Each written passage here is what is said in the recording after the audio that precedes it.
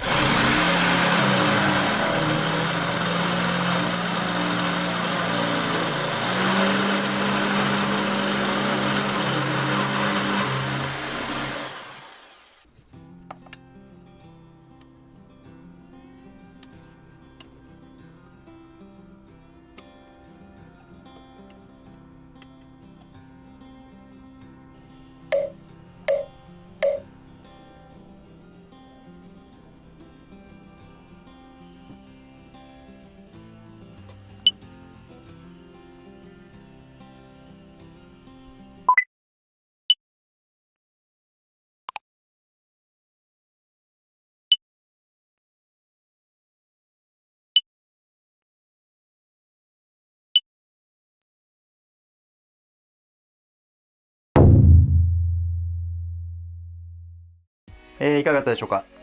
まだね、改良の余地があるのかなっていうのと、そもそもこのタイプが有効なのかとか、ちょっとまだいろいろ検証する必要はあるかなと思います。私もいろいろと改良を重ねて、本当に目的の 8mm が作れるようにしてみたいなと思うんですけど、皆さんの中でもこうしたらどうこうしたらどうっていう、コメントいただけると嬉しいです。